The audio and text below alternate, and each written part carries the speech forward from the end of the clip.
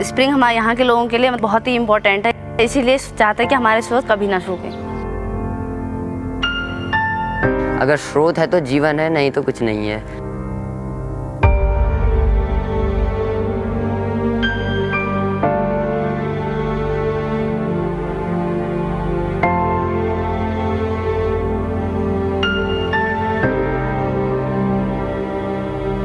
मेरा नाम हीरा सम्मल है और मैं शूड़ा गांव से हूँ और मेरी एज 21 है।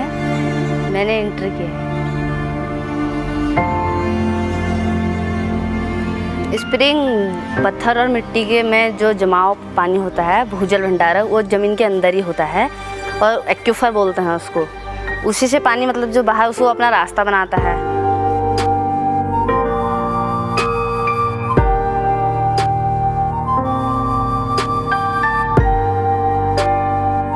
हमारी जो पहाड़ की लाइफ है वो ज़्यादातर स्रोत पे डिपेंड करती है, क्योंकि यहाँ पर स्रोत के अलावा और कुछ ऐसी चीज़ें हैं नहीं जिससे कि हम पानी ले सकें, या नदियाँ हैं, कुएँ हैं, ये चीज़ें तो यहाँ पर नहीं है।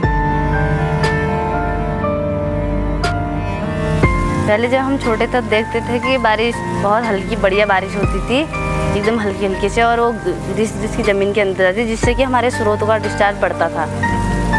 आजकल ऐसा हो रहा है कि एकदम जोर से बारिश होती है, मतलब वो ज़मीन अपने अंदर सोख ही नहीं पाती, गिरते गिरते इतनी तेज़ होती है कि बह जाता है पानी, और एकदम से तेज़ होती है और एकदम से बंद हो जाती है।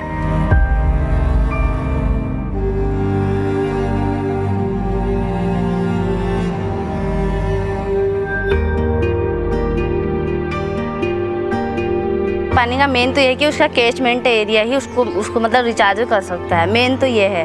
जो स्रोत गर्मियों में सूख जाते हैं, ये मौसमी स्रोत होते हैं, तो इनको रिचार्ज करने के लिए हमको इसके कैचमेंट एरिया में भूगर्भीय सर्वे होता है, जब उसके आधार पे हमको इसके कैचमेंट एरिया में काम करना होता है।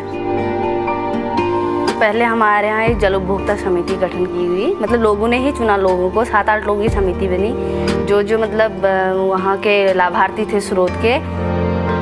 समिति ने मुझे एक KRP के रूप में चुना, जिससे कि मैं 3 स्रोतों का डिस्चार्ज लेती हूँ अपने गांव में।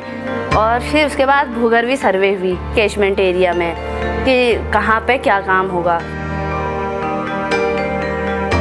रिसावदार गड्ढे हैं, ये 500 लीटर तक वाटर अपने अंदर एब्जॉर्ब कर सकते हैं, और ये बहुत सारे बने इधर जो कैचमेंट एरिया हमारे बहुत सारे बने हैं। तब हमने यहाँ पे एक DRP बनाया गया है, जिसमें कि 60 सेंटीमीटर में नीचे से पत्थर भरे जाते हैं और ऊपर से 40 सेंटीमीटर में मिट्टी भरी जाती है। इसमें ये माना गया कि इसमें 1000 लीटर पानी आ सकता है। हमारे स्रोत को डिस्चार्ज करने में हमारा काम आता है। तो पहले 2, 3, 4 उसका LPM था, तो आज की डेट में देखें जब काम हुआ है तो उसका 8, 10 ऐसे है।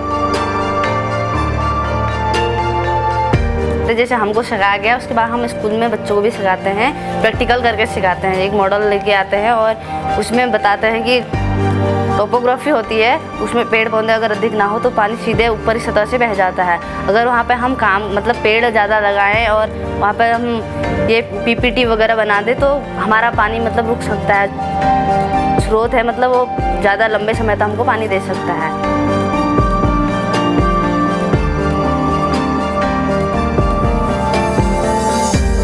अगर हम पानी को अगर बरकरार रखना चाहते हैं तो उसके हमको मतलब युवा पीढ़ी को एकत्रित करके ये बताना पड़ेगा कि हमारे लिए पानी अगर मेन है, हम नहीं चाहते कि हमारे गांव से कोई बाहर जाए,